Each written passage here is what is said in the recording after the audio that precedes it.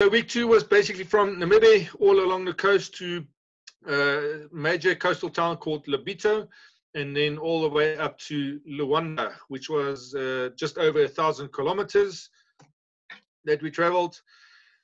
And on this specific section, there was a very special beach that I picked up that I wanted to go and visit, which we call Turtle Beach. This was a road into it. It's a riverbed, single track, very isolated, and then finally reached it, and we were the only people there.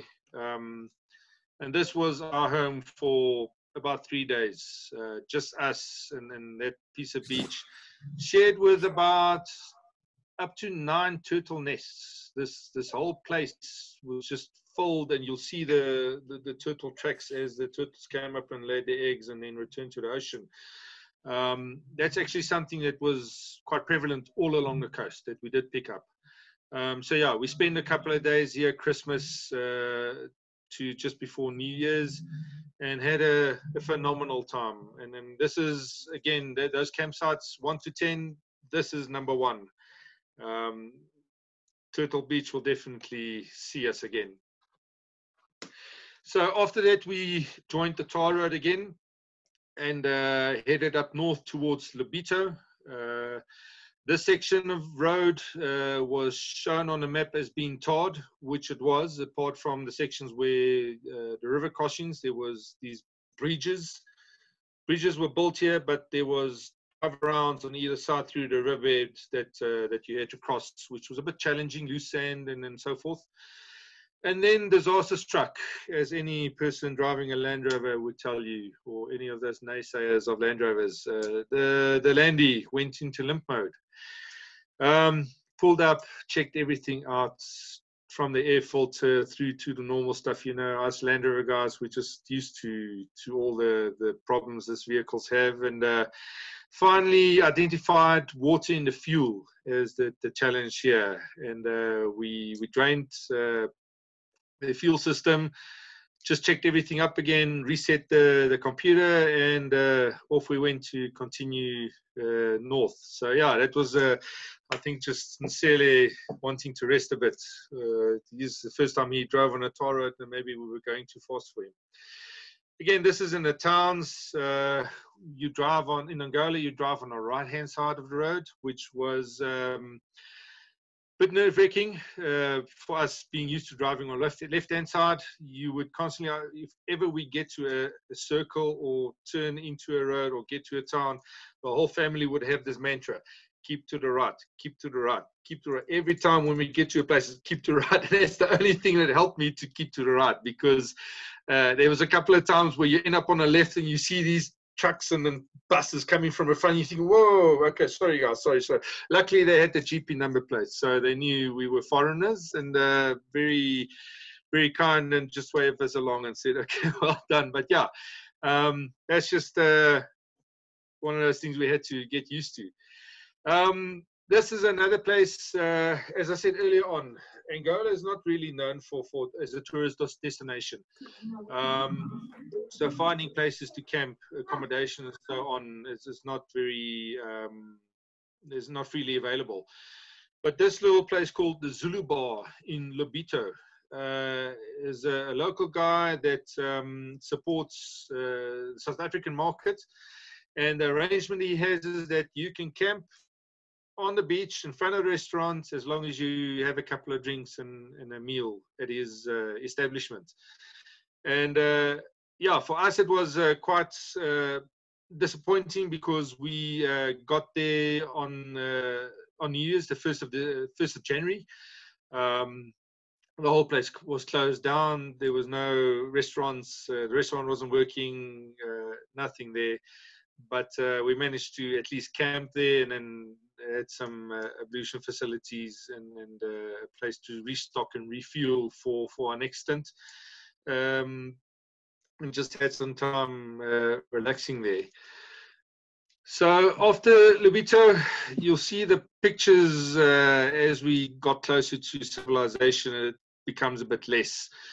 There's not much to take photographs of, but the picture on the top left is called. It was taken at a place called Masulu Peninsula, which is just across Angola or Luanda. Sorry, Luanda, the capital. And this little piece of peninsula is the rich man's playground. The guys would from Luanda get on their boats, you know, get across the bay, and they'll have their fancy houses and go and spend the weekends there. Being December, a lot of them were there for their December vacations. This is also known by our family as Divorce Island, because this is the one night where my wife almost divorced me, because my planning showed that there was a hotel in this location, and I went in and verified on all my maps that it was there. I went in and verified on Google Earth that there was a building, and it looked like there was a swimming pool and a tennis court and everything. We reached Mosul at about 8 o'clock at night, pitch dark. Got to the GPS location, no building, nothing. There was nothing there. We spent about another hour with the local driving around, them showing us different places where they thought this place was, and we eventually ended up returning to one of these holiday vacation spots where we paid quite a bit of money to spend the night, but I managed to save my marriage and then keep my kids happy, so I made it out. And yeah, we continued from there to Luanda, a very busy town, as all towns in Africa are, but very modern, as you can see. Those buildings, it's like you're driving in Sandton City or in Sandton, huge skyscrapers, modern buildings, very organized, traffic lights. Everybody, the place was clean and looked after. So quite surprised. Didn't expect that from Luanda. And the only reason we really went to Luanda was to visit this stretch of beach, which is about a 7-kilometer stretch of beach, which is known as the shipwreck graveyard, or ship graveyard. This section of beach has got about 74 wrecks strewn across it from top to bottom, and basically this is where all the ships that these guys don't use, they just, as a scrapyard, they go and dump these ships, park them off, and then let them run aground, and that's where they come to an end. Very scenic. It's a beautiful stretch of coastline that we drove there. Also very interesting is you'll see all the motorcycle tracks on the beach there next to the Land Rover, where these guys, the fishermen would go out, come back in the afternoon, and you'll have all these motorcycles with baskets filled with fish that the locals will then transport back down to Luanda or into the rural settlement areas. So it was actually quite busy that day. I had to duck and dive a couple of those guys and then try not to hit them with the Land Rover. But as you can see, there are various forms, shapes of ships and all across the area there. That day we also went back and then spent the night. This is the fishing club, Angola or Luanda Fishing Club. Or Naval Club, and they've got an arrangement where you can then camp in their parking lot. They've got a nice little restaurant there that we supported, had some cold beers, nice food, and had a good shower, restocked. And this sort of signaled our point of return. We realized that we're running out of time and that we needed to turn back home. And also, this was where the rains started catching up with us. We had our first serious storm in Luanda, and this sort of set the trend for the road back home. And that brings us to week 3. Was quite a big week. As you can see, we did about 2,500 kilometers in week 3. Most of it was tar road because we did the difficult parts already.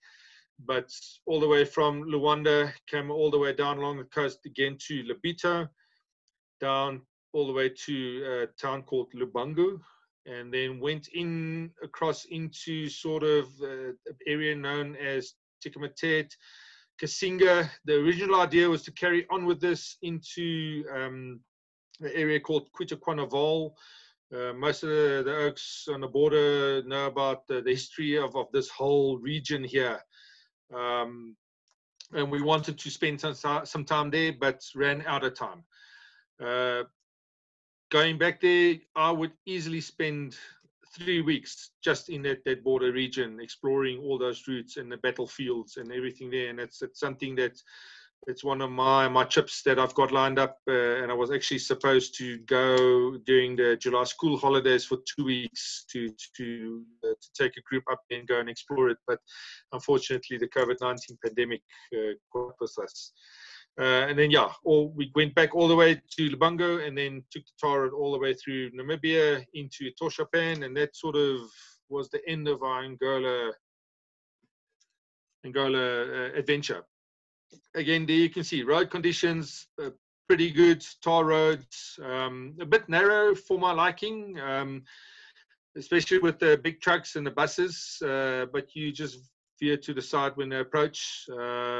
Never really had any serious issues with guys taking chances, or it's very windy, slow going, so you can't drive too fast. But yeah, then the pictures on the right hand side was trying to take a bit of a pit stop, and because of the rains, as we just veered off the road, 2 meters off the road, and you'll see my tracks coming through here. As soon as we hit this stretch here, the mud just bagged the landy off the side of the road, and we got proper stuck onto the axles.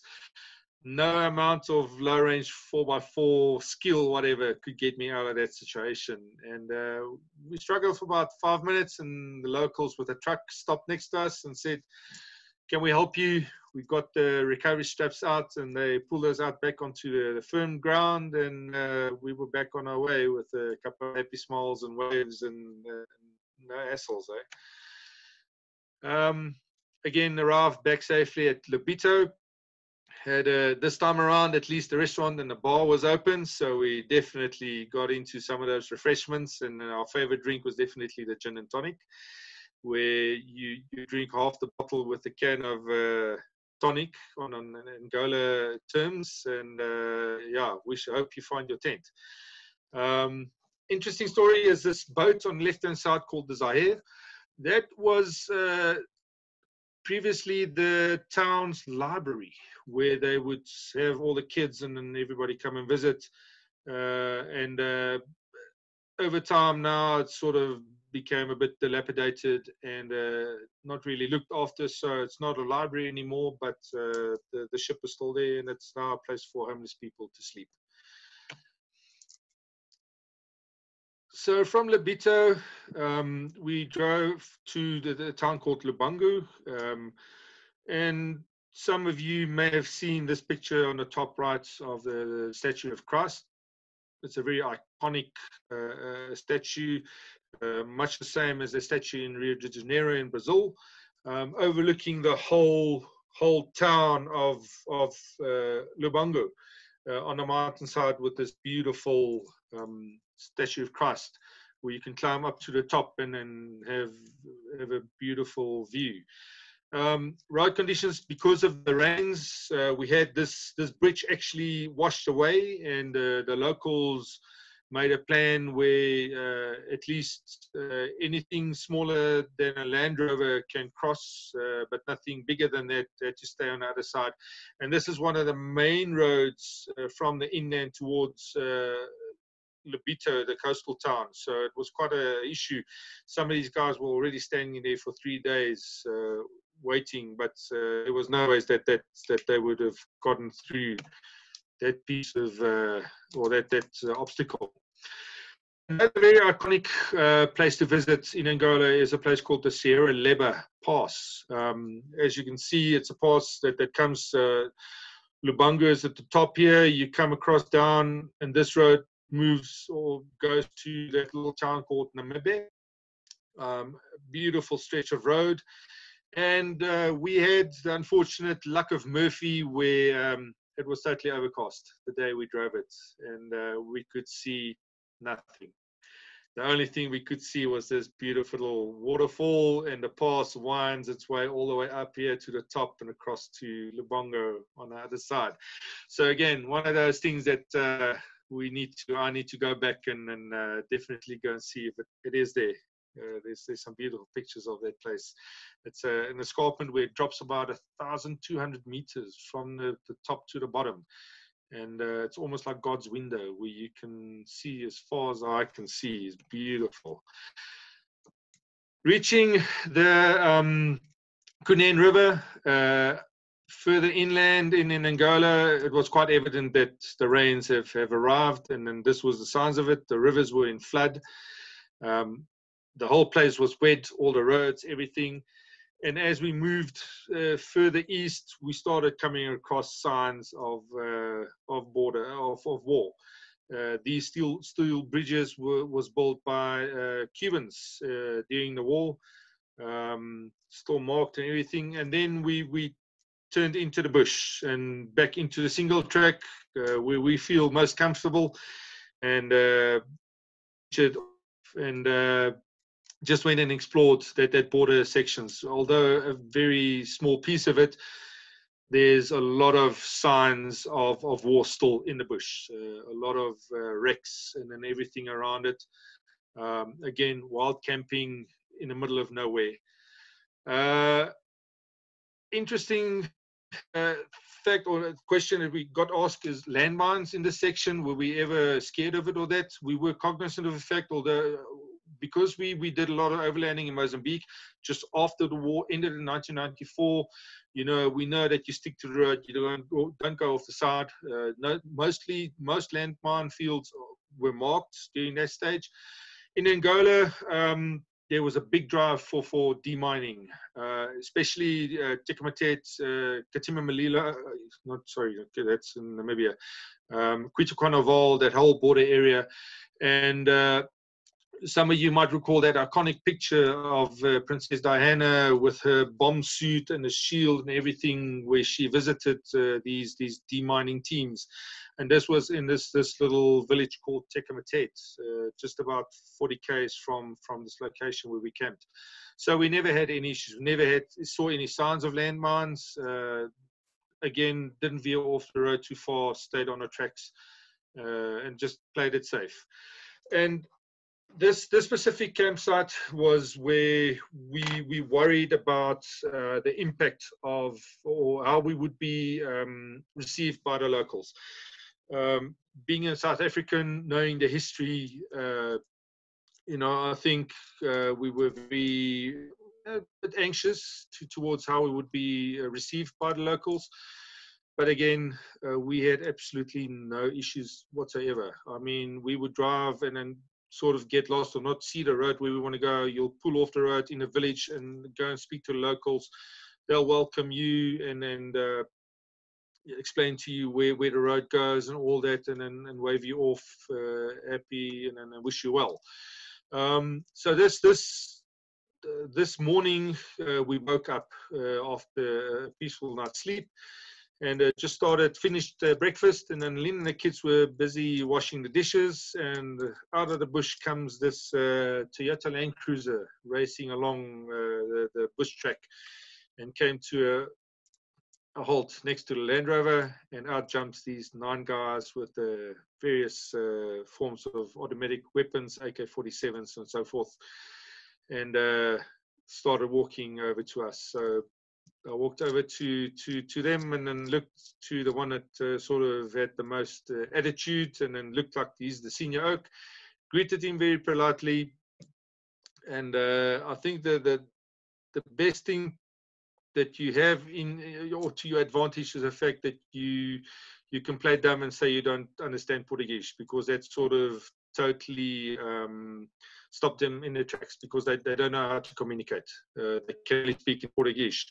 But they had a customs official there with them in a group that was able to speak a little bit of English. So he just asked papers. So we got the paperwork together, everything, showed him everything. And he took about 45 minutes going through our passports and the paperwork and everything, and taking pictures of every single page of the passports. And very surprised why we're here, what we're doing. Explain to them we're tourists. We want to see what the place looks like. You know, we heard about everything that happened here, and we want to come and have a look. And he said, so you're tourists, you want to come and visit here? I said, yes, we want to come and visit and have a look at it. I said, well, welcome. We're glad you're here. And at that stage, the tents was packed up. It wasn't set up like they are now. So the guys asked, but I mean, where did you stay? We said, no, we slept here. They said, you slept here? We said, yeah, we slept here. So where did you sleep? We said, in the tents. And they couldn't understand where and how we would sleep in the bush, middle of the bush, with nothing around us. And then we spent another half an hour around the vehicle chatting about everything in the fridge and power and explaining how everything works and that. And then they said to us, listen, you're driving the same route as us to a little town called Tikamatet. The road conditions are perfect. We'll meet you there. Come and greet us when you get into town. So they packed the vehicle up, drove off, and we gave a big sigh of relief, packed the landy up, and about 15 minutes later joined them to a little place called Kasinga. Now, Kasinga is this is the old sort of relics left of Kasinga. Kasinga is a very historic little place in South African history. This is where SWAPO would they use this little place as a training base for the insurgents. And the South African government had sent the recce's in there, got some information, verified a lot of stuff. It's a very contentious history around this little piece of earth. But it ended up in the South African government deciding that they're going to attack this little settlement. It housed about over 800 insurgents in a training camp. And the Angolan people or Namibian government sort of had a pretense with the United Nations that it was a camp for sorry guys, my Afrikaans is catching up with me again, but basically where people affected by the war would be housed. But in actual fact, it was a training camp, a military training camp for SWAPO. There was trenches dug in there. There was artillery guns, a lot of military support and everything in that area. So the South African government decided that they would then attack this little town of Kasinga. And this was one of the first, and I might stand corrected, but I think the only time that the parabats were deployed in the war, where they were flown into this little town and jumped out, and there was a big fight. They lost one person, one South African soldier, who unfortunately, due to some technical mistakes made by the guys on the maps with the scales and everything, most of the South African troops were dropped on the other side of the river and not on the side of the town where they were actually supposed to fight these insurgents. So the guy that we did lose was presumed drowned. He was never found. But the fight went on. More than 800 people were killed on that day in the little town of Kasinga. And you can still see remnants of the bullet holes in that building there, although that was the only signs that we did see. There's no memorials or any sign that this battle actually happened there. There was about 15 kilometers further south, a little town called Tikamatet, where a Cuban infantry or tank battalion was stationed. And these tanks that you see on top were part of that group of the Cuban army. or military. And the story around these tanks was 2 South African Mirages actually flew over and attacked these tanks and then disabled them. And it was another 2 or 3 of them making their way up to Kasinga. We looked for them, couldn't find them. But I mean, these old war dogs live to tell the tale, as you can see. You know, the force of those bombs and the destruction. You know, tearing apart a tank like that. You know, I've never been part of a war or anything like that, but it just shows you the power of these artillery pieces and what they can do. Visited the Chicamatet and then made our way back north along the bush road. And again, nice challenging conditions, river crossings, a lot of mud and that, but never had any issues, just took it slow, took the best routes, never took any chances. You'll also see, this is the container you see here in the rural areas, Petromok, the local the fuel supply group. They've got these shipping containers that's got diesel and fuel in them with a generator and a pump.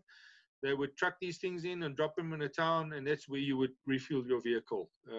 So fairly easy. As I said, most of the towns had diesel or fuel available, so never really had any issues with that.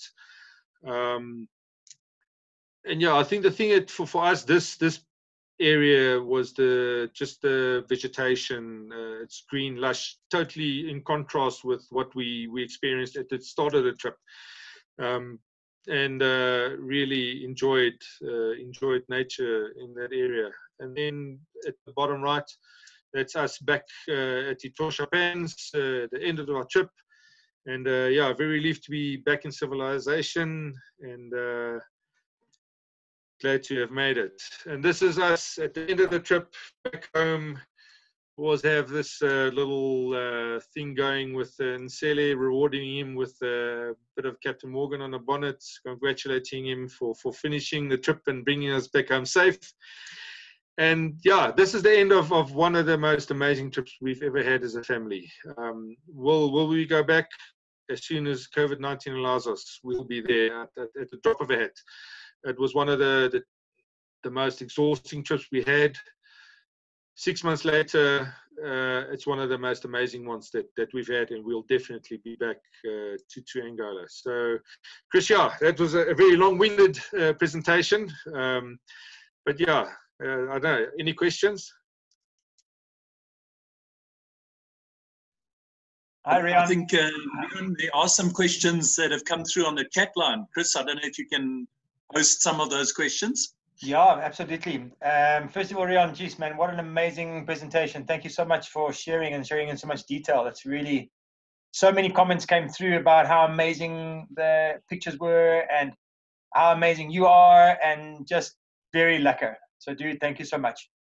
That's a pleasure. Okay, there's been quite a whole bunch of questions. I'm just going to go through it from the bottom upwards.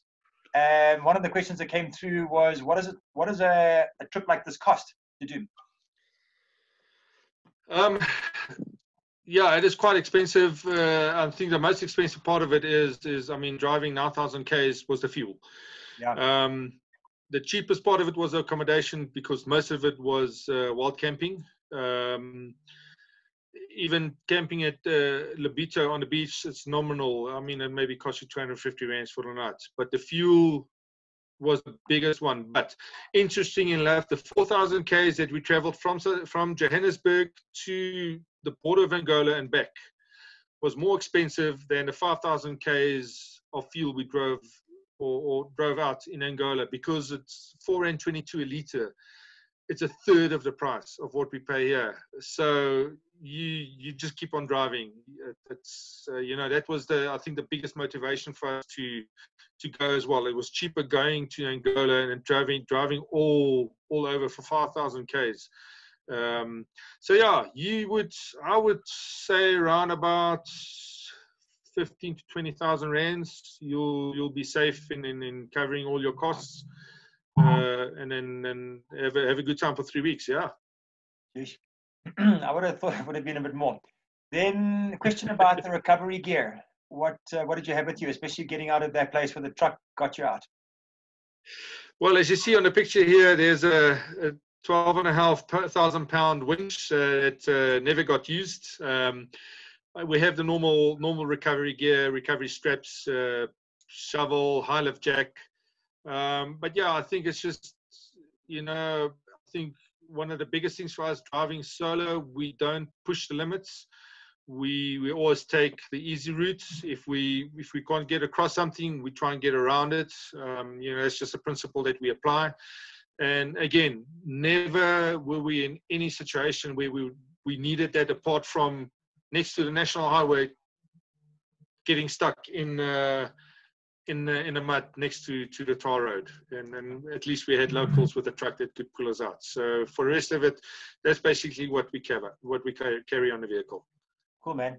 And then at Kasinga, did you check for the rattle and the tank, or did you plan to go to another trip? The guy was saying you can't record on the GPS. Yeah, look, that makes sense or not. Information about that is very, very sparse. I mean, the guys that were there would know where these things are. I mean, for me, being there the first time, it was a case of driving around town, looking through next to the road. You pick up a lot of wrecks, but like the tanks and that wasn't plotted anyway. So we luckily spotted them in just in the middle of town. They were just standing there in the field.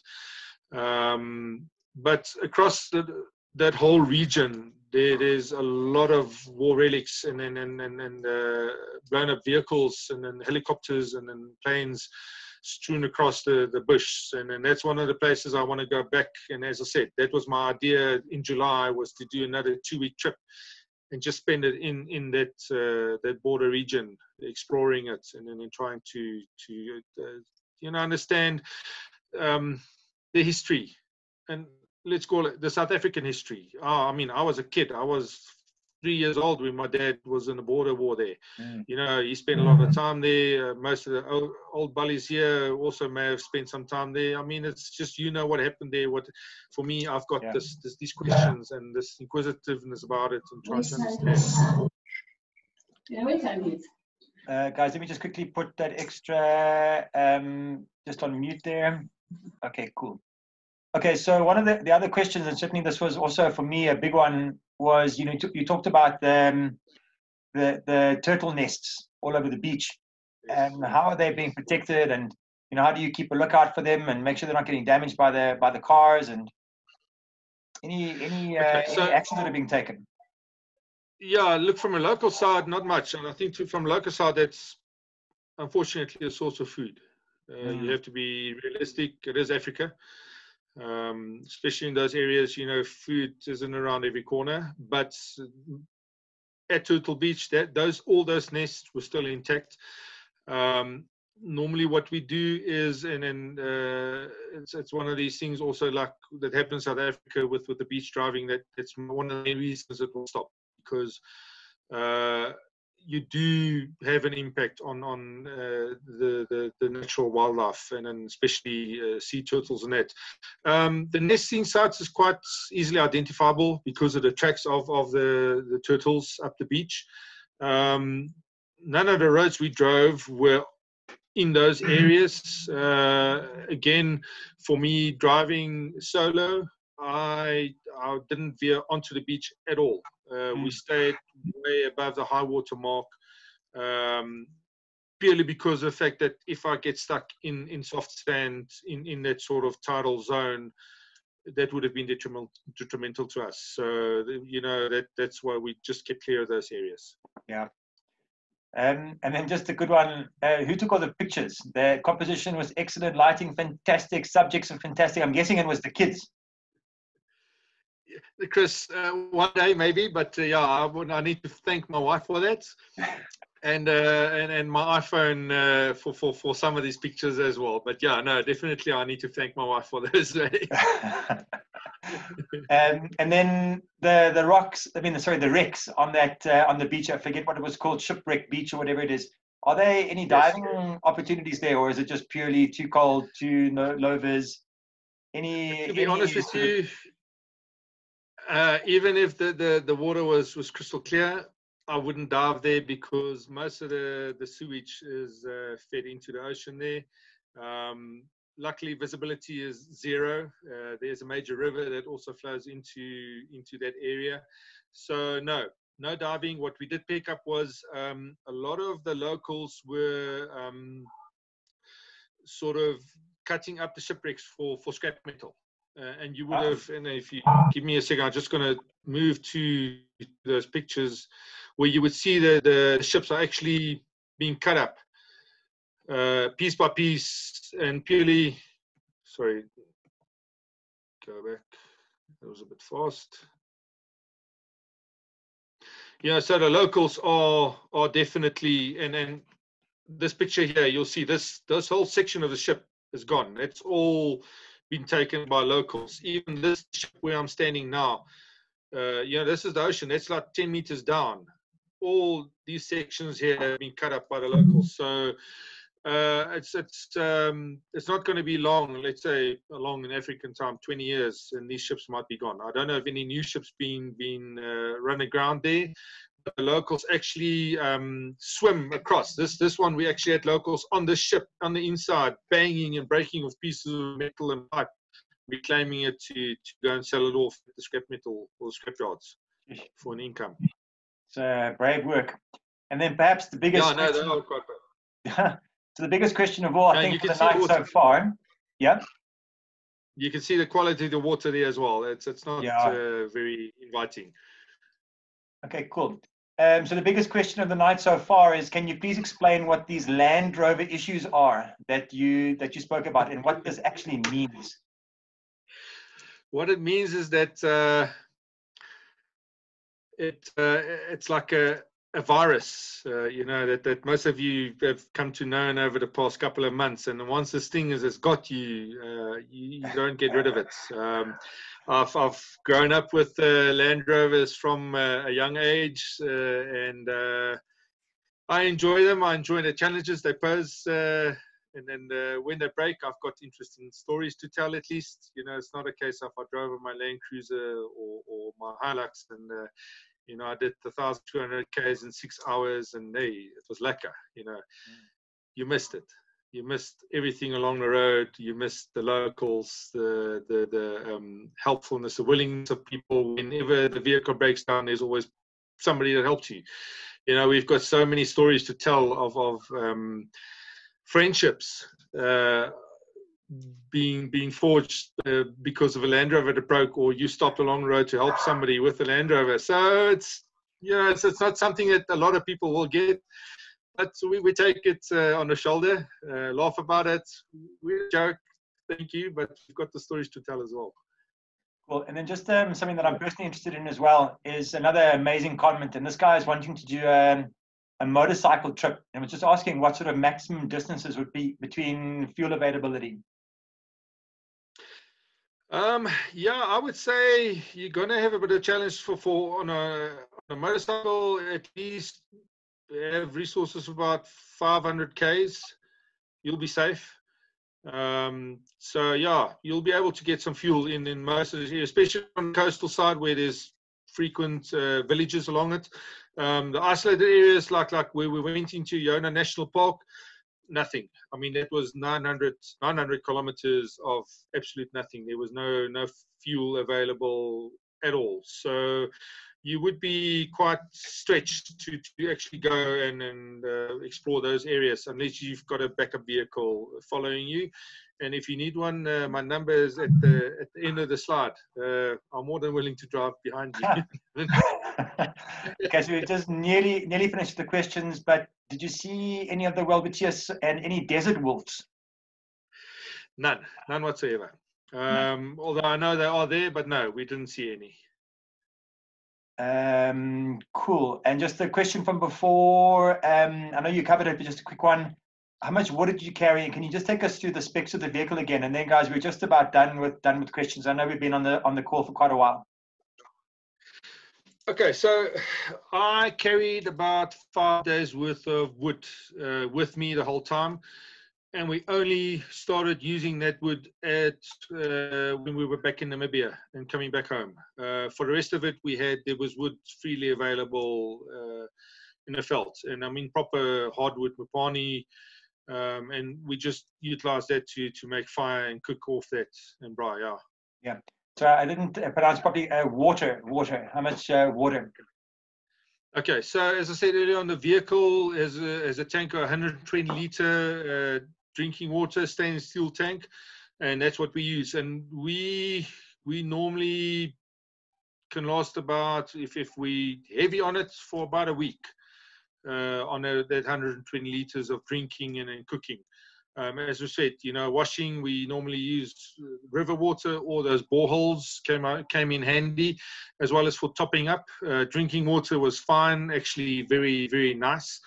Never had any issues with upset stomachs with the food or the water up there. And that's basically what we carry, 120 liters. Yeah. Nice, man. And then just one last question is, can you just go through the specs of your vehicle again? Let's try and find that for you guys.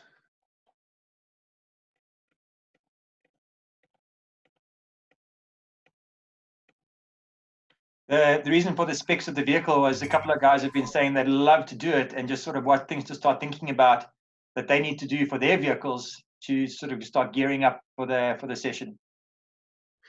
Yeah, so as you can see, there's the vehicle, basically a 130 capacity, so it's got the big load bin at the back. I've got the 2 rooftop tents on top. I've got a ostrich wing awning that's a 270-degree awning that comes around, so I've got some nice shade when I need and cover in rain. In here at the back, we shortened the canopy to fit the spare wheels. So 2 spare wheels, 1 on either side in this section here. And this also opened up the section for the tanks. So the diesel and water tanks are contained within load bin underneath here. So it's nice central, just over the axle. So for load, bearing, carrying, stability, ideal position for it. Inside there, again, the fridge, 80 liters. I've got 2 deep cycle batteries, inverter, compressor. There's a lot of equipment on this vehicle. In actual fact, I was quite stunned when I had to do the insurance on it the other day that the extras on this is almost 2/3 more than what the vehicle is worth. But again, we've built this vehicle up over the past 5 years, bit by bit, and then just tapping from our experience of overlanding, knowing what we want, what we need, and then what's just too much. Again, I do not pull a trailer, off-road trailer. I'm fully against it, purely because of it's extra load. It's extra space for you to pack a lot of other stuff that you don't need. And also off-road conditions, it's very challenging. In actual fact, this bottom part of the Iona National Park, there would definitely be some sections where I would struggle to get through with off-road trailer. Very, very steep approach and departure angles in some of those river crossings. Yeah, so as I said, basic drawer system at the back with the ammo boxes, everything compartmentalized. And that can take about 3 weeks worth of rations. So that when it's packed, and you know it. Yes, you do. I'm super impressed. And you guys, I've just picked up 2 more last, and then that's it. We've got more questions. Any flat tires, and what was your tire pressure? Okay, yeah, no, that's one of the firm things I believe in life was the most important thing you invest in a vehicle is your tires. Get the best you can afford, because they do take a pounding, especially this trip. Those tires had about 2,000 Ks on them. At the end of the trip, it looked like they had about 40,000 Ks on them. Took a beating, but not one puncture, not one cut, no issue whatsoever. And based on tire pressures, standard, I run about 3.5 bars on tar road. And as soon as we go off-roads, I go down to about 1.6 bars, depending on my load and the road conditions. And obviously, you know, with the weight and everything, you can't drive fast because of the low pressure. So you just take it easy. But also, it improves your grip and the performance on the vehicle. And it just makes it easier. The vehicle also is fitted with a tire pressure monitoring system, so I know exactly what my pressure is in each tire, as well as the tire temperature, and it's got warning sensors or limits as well. So if there's going to be a blowout, or it's losing pressure, or the temperature is too high, it informs me. I can stop and then, you know, safely inspect and then sort out the problem. And it has in the past saved me from serious accidents, because I mean, a blowout on a vehicle weighing 3.5 tons is not one of the best things you want to experience in life. Talking about that, the last question is: what your medical insurance, does your South African medical aid cover your cross-border travel, or did you have something? No, because of it being Angola, they did not cover us, so we had to actually take top-up cover from an independent insurance company. But yeah, I mean, it's about 1,200 rands per person, you know, and it's easy money for when you need it up there. Trust me, it's not a question you want to ask, or you're going to worry about how much that 1,200 rands. You know, it's not going to be put you out of the pocket. And it's just one of those things that you always have to take into consideration. So yeah, even if you do have medical aid, make sure that they will cover you in those areas. Also, a lot of insurance companies won't cover the vehicle. Even your guys like Tough Stuff, they're not even willing to come and pick up the vehicle in Angola. They actually expect you to repatriate that vehicle to the border of Namibia, and then they'll take it off your hands. So that's, you know, it's very, very challenging conditions, and a lot of red tape still with it. Wow, dude. Well, I got to tell you that we had 75 people in the room at one point. In your talk, a couple of guys dropped off. I saw that they were struggling with connection issues that were coming out, and so I think 75 people would be a really cool record for one of the ESSA meets. And there's just tons and tons of messages of coming in saying brilliant talk, awesome, thank you. Lisa, one of our all-time friends, has said from now on she demands that all ESSA talks are zoomed for the guys that can't make it on a regular basis. And yeah, geez, I was blown away by your talk, and really just thank you so much. Chris, to you and then Andrew and the rest of the committee, and as well everybody at ESSA, thank you very much for the opportunity. I really appreciate it, spending the time, and yeah, look forward to seeing you guys sometime. Yeah, before we go, guys, Andrew, do you want to just kick us off? And I know that you want to talk about some of the work that Riaan does.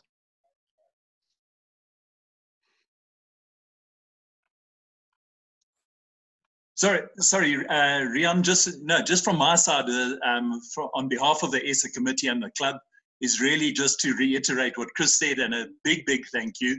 I really appreciate it. I think I got the feeling that this was a Zoom talk was more nerve-wracking to you than actually doing an Angola trip, which is always a bit ironic. But I think you handled it incredibly well. The photos are absolutely stunning. I think you've inspired everybody who's joined us. And if we were face to face traditionally, we would always hand over a bottle of wine to you. But seeing as we can't do that, we hope we get the chance to do that at some point. And I think if everybody can just turn off their mute for 1 second and give you a loud, roaring round of applause, we'll appreciate that. So thank you.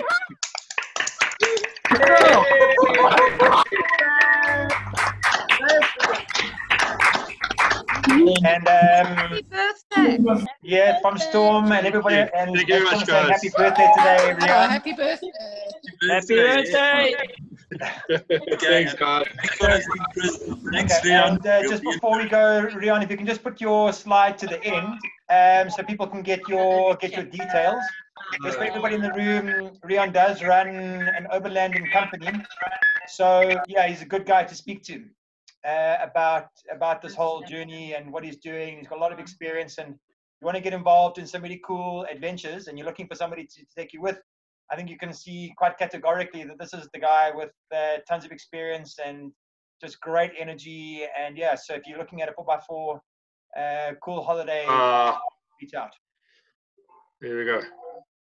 Okay. Otherwise, I have posted my number in the chat group. Give me a call and I'll pass you on to Riaan directly. That's it. Chris, once again, thank you very much, guys. Really appreciate it. Thanks, Riaan. Thanks, everyone. Thanks, See you when we are out of lockdown. Cheers, Ed. Thanks, everybody. Ciao, ciao. Bye.